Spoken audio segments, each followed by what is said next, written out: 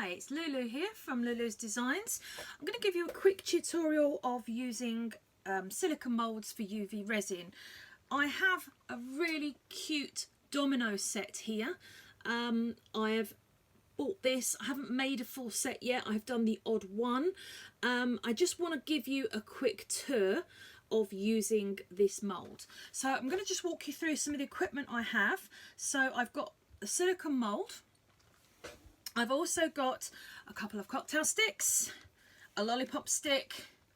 I've got my die, and this, about 5 years ago, my journey started with UV resin. I bought a kit, and these actually came in the kit. It came with about 12 colours, and these are still going strong those years later. Whenever you use these, make sure you give them a good shake because they do separate slightly. I'm going to use a little plastic container to capture my resin, and that does mean that I can put a lid on this if I have any spare. UV resin will keep if you keep it out of sunlight. So if I put a lid on and left this on the windowsill, it will cure in here. It's not like 2-part where it will harden over time. It needs UV light to cure it. So I've successfully kept resin for a few weeks in a complete light proof box, which I just use a wooden box. In fact, it's a drawer that I use that's completely sealed by wood, and there's no light that would penetrate in. I've also got my UV resin, and I use a brand called Frenchon. This one you can purchase off of your usual stores, so I've got it off of Amazon, it's on eBay, and I'm sure you could probably find other retailers. I've not been paid to sponsor this one, it's just the one that I particularly like to use. I've also got a lighter that will help with popping any bubbles, tissues and wet wipes just to clear up any spills, and my old trusty UV light. So I'm going to start off by pouring in. Now I often find when I use UV resin, if I'm doing a big piece like this, I might want to make quite a large batch, simply because you're never going to get the colour the same in a couple of times. But I'm only going to use this for one, so I'm just going to pour a little bit in here. Don't worry about the bubbles. I'm going to talk to you about how you can get rid of bubbles, so that's not a problem. I'm going to be really careful with my colours. I'm just going to put a couple of drops in. 1, 2, and I just want to put a little bit of black in just to darken the blue up a little bit. So I'm just going to put the tiniest amount on the end of my cocktail stick, and I'm just going to introduce that into the resin. And the reason why is I don't want it to be too dark. If I find it's too dark, then I can dilute it with a little bit more resin, but I think that will be okay. Now if the resin's too dark, you're going to find that you're not going to be able to cure the piece. So in fact I am going to put a little bit more resin in.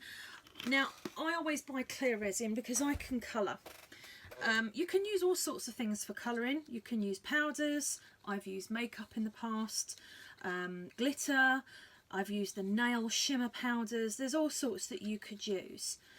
Now, as I say, make sure you mix it well. You don't want pockets of colour and pockets of resin. Now, I'm sure you may have seen videos on YouTube where they've put the resin in and they've dropped the ink onto it. That doesn't necessarily work with the UV resin. It works well with epoxy, but it doesn't work well with the UV. And in fact, I've done that. And when I've unmolded, the colour has just leaked out of the piece, and then I've got this mess on my desk. So I don't use that method. I like to incorporate the colour. Although saying that, you could pour 2 different colours and have like a marble effect that way. So this is just going to be a flat colour. I'm going to pour it into one of my moulds. I'm just going to do one, and I'm just going to start pouring this in. I'm going to do a layer to cover the bottom, and I'm just going to encourage that resin to fill the bottom of my mould. And this is where I find the cocktail stick comes in really handy. Now, bubbles. Let's talk bubbles. It's the the biggest issue I have as a resin artist is getting rid of bubbles. So I just use the cocktail stick to just go around the edges of the mould.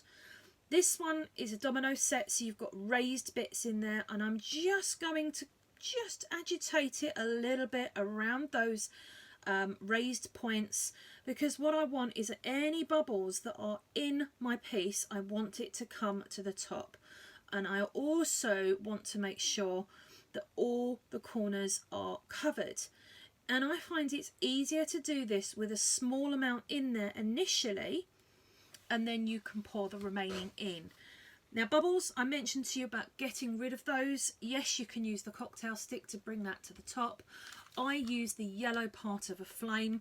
Be very, very careful. It's not flammable in the sense of if you drop a match in a bucket of petrol, it's going to go up. It's not like that. But it will, if you overheat it, cause all sorts of problems. You're going to damage your moulds. It's going to blacken the moulds.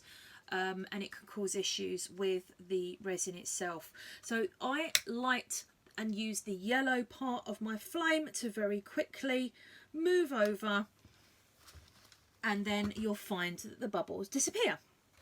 I'm going to pour the rest of this in. Now, filling it up so it's just level.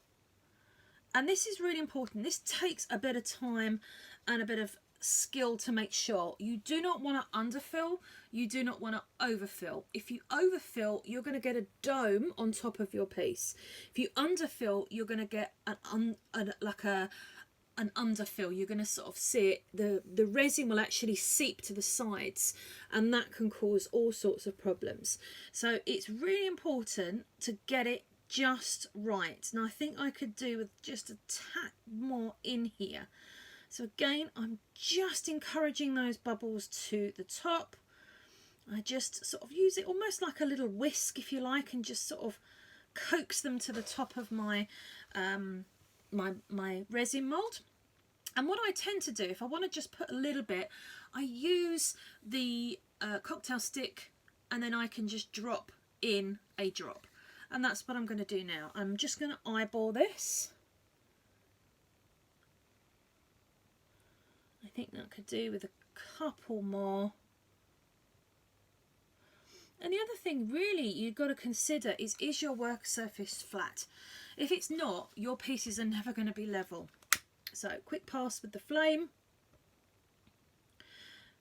And depending on where you are and where your light is, you may notice that some parts of it are still have bubbles. It might still be rising up to the top, so don't be afraid to give it a second pass.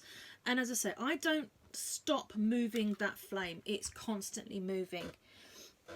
If there are any spills, this is where you could use your cocktail stick just to drag around the edges and make sure that everything is in. So I'm ready to cure. I'm going to do this in about 60-second bursts. So as soon as I put this on, you'll start to see this work. So I just put it in for a 60-second burst. Now what's happening now is the UV light is penetrating through the resin, and it will form a chemical process of hardening. When it hardens, it's actually going to heat up. And that's the same with epoxy resin as well. It's a chemical reaction, although with epoxy resin it's normally a chemical hardener that does that process. So as it's doing that, it may give off some vapours, and this is where it's useful to have gloves, mask, eye protection. But again, I'm not hovering over this, I'm not breathing in the fumes that are coming. You can have a fan blowing the fumes out of a window. I find with a lot of UV resin there is hardly any smell. In fact, if you Google UV resin, you can purchase low odour. In fact, this one hasn't got a smell to it at all. In fact, Normally they have a slight smell, but this one hasn't, so I'm quite surprised. It's quite a good one to have. So while we're waiting for this to cure, I just wanted to say that I've just put a white paper towel underneath because it wasn't curing as quickly as I'd like, and that could be due to the black background that it's sitting on. As we all know, I'm sure from your science lessons at school, black absorbs light and white reflects light. So all I've done is I've put a paper towel underneath my mould, and then I've put the light on top. So hopefully that will help the light penetrate all the way through and bounce around. Okay, so we've got about 30 seconds left for this one to do. So what can inhibit the piece from curing properly? One is good enough light. This is quite a high wattage. I think this is a 30+ watt nail lamp. I have cured as little as 9 watts. Takes a bit longer, but it works just as well. Alternatively, you can put it on a windowsill. Now, if it won't cure, there could be issues. It could be you've used too much pigment. The darker the colour, the less likely is the light to penetrate through, so that can inhibit the UV rays from reaching all of your resin piece. Could be that you've used a particularly deep mould and you've not turned it as you've tried to cure. So another tip that you could do is turn the mould upside down, although I sometimes find that that causes rippling on the bottom side of your mould. So there is a lot of reasons why. So you can combat that by using lighter colours rather than very opaque colours. You can deepen the colour by using a combination of liquid inks and pigment powders or glitters, or the shimmer powders that you could get for makeup, bath bombs and things like that. So there's lots of reasons why, but mainly it's you've either not used a good enough light, you've used too much pigment, which can cause problems. Okay, so I'm just going to lift, and I can feel that that is now solid. Now, one of the things that happens when resin cures is it gets very hot, and this is important. If you're impatient like me, you have to learn to be patient. If I unmold this now, there will be flexibility in it because it's still hot. So I'm going to wait for this to cool a little bit before I pop it out of the mould. You may find when you're unmolding that your piece warps a little bit. That's not a problem. You can have it on a flat surface. Shouldn't be an issue. Now I'm just going to wipe my silicone mat. I like working on silicone. You find, you know, you get a very high heat on these silicone mats, as long as these are never used for cooking ever again. So once you use things for resin, you use it for resin. You don't go back and use this for cooking. And that's the same with your moulds as well. Some people use the chocolate moulds. That's fine, but do not use them for chocolate ever again if you've ever had resin near it. So to take a piece out of the mould, what I do is I just encourage the mould away from the sides, just to pull it apart. There we go. And then I push from the bottom and peel. And there we go. So this piece is still a little bit gooey. I could have cured that for a little bit longer. So what I'm going to do is I'm just going to pop that back on the lamp, and we'll come back in a minute to see how that looks. Okay, I've given that another minute to work. So this has come out really lovely. It's come out with quite a nice transparent blue. Still got a little bit of tackiness to it. That could just be the darkness of it. But again, I absolutely love that. It's a bit textured on the front. Now this set is going to be for me and my husband, so I'm not too bothered, and I just want to tell you why that's textured. So again, I talked about making sure your piece was cured before you turn it out. Unfortunately, I was impatient. I turned it out and there was still a little bit of resin in the mould. So what I should have done on this particular example is flip the mould upside down and cure it from the bottom, and that would have helped that part, but I quite like the textured look on this. You know, if I was selling this as a full set, then that would have been a return. So I just want you to know that, yeah, I'm not perfect. I could have set that a little bit longer. So it's still got a little bit of heat.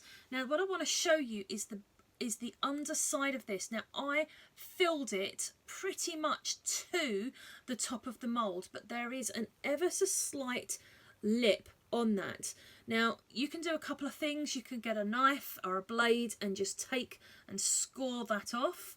What I've also seen is the nail files that you use to buff your nails can be used just to take that off as well.